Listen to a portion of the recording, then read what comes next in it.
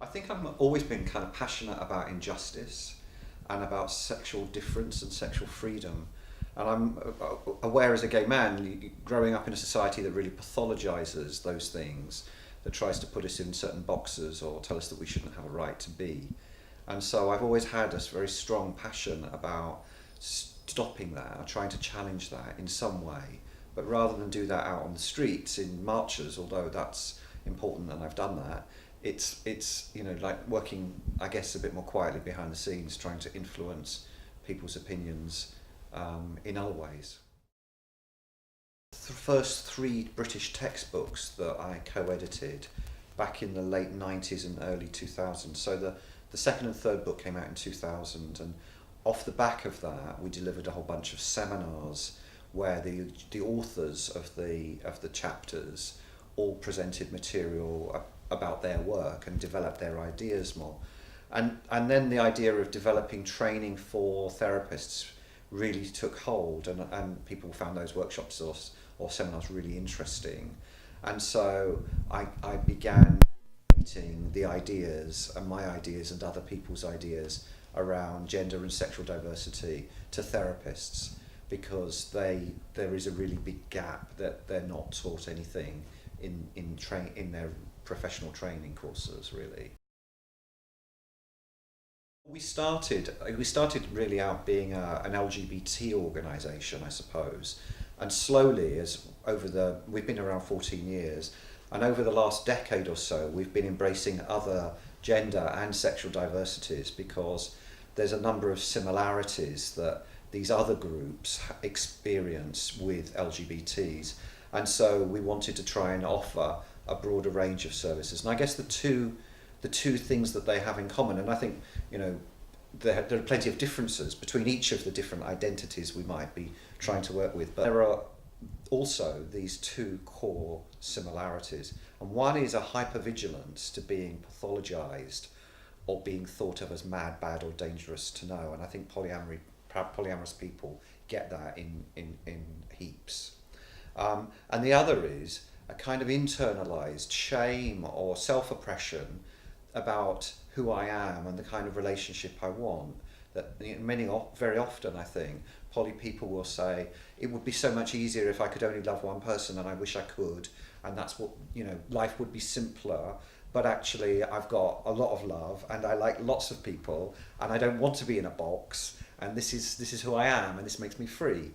And so it seems that those two things, hypervigilance and shame, kind of permeate whether somebody's asexual, someone's kinky, they're trans, they're gay. We kind of internalize those messages, and so I think that's one of the things that kind of answers your question a bit. Well, I've worked as a therapist for over 30 years, and most of my work at the beginning of my career was with gay men. And gay men, between 50 and 80% of gay men have open relationships to some degree in different ways. Now, some of them would say that they were poly, but more typically within the gay community, they're more likely to say, I'm in an open relationship. But in practice, they may well have more than one partner on an ongoing basis. So I guess I've worked with poly people from the beginning, but it's only really been in the last 10 years or so that I've been seeing non-gay poly people. So heterosexuals who are polyamorous, for example, or kinky people of all sexualities who are poly. And I think I just love the diversity and richness that kind of brings to my thinking and to my work. We're lucky, as an organisation, I think, because when people come to us, they're generally buying in training for themselves. They're saying, I feel that this is a gap in my knowledge and I want to do something about it. So they come with an open mind and an enthusiasm. They recognise that there might be gaps in their knowledge and they want to do something about it. So some of the things that we're doing in training is looking at what is something about the psychology of the group under which we're looking today. So in this case, poly.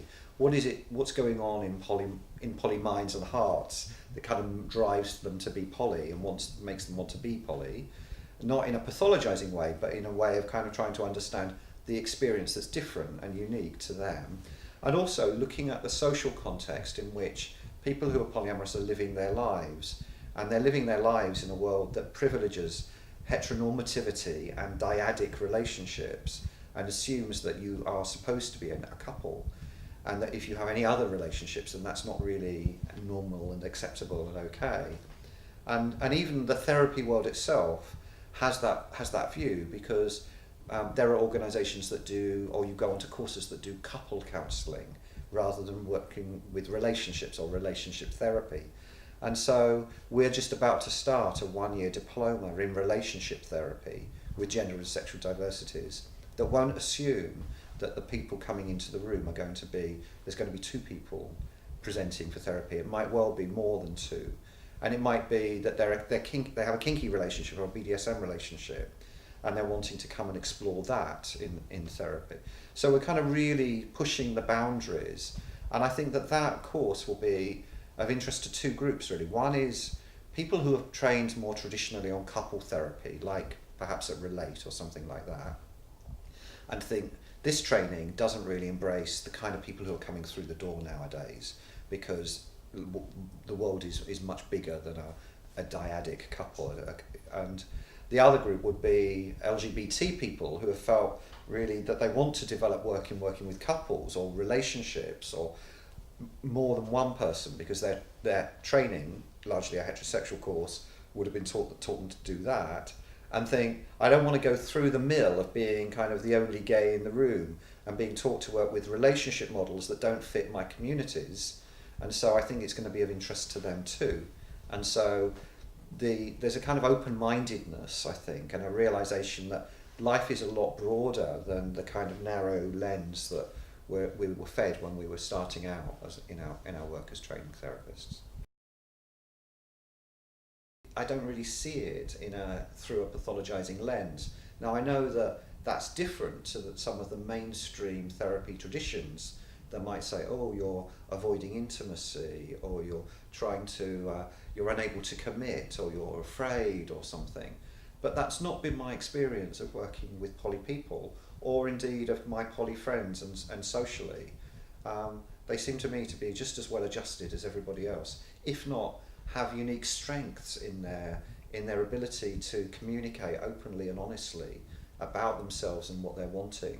And that's something that in a very heteronormative world, people could take and learn from, I think, the way poly people conduct their relationships. So the people are being invited to the works party, and you're allowed to bring your partner at some of the more progressive firms. And they might even say, bring your partner or +1 or something.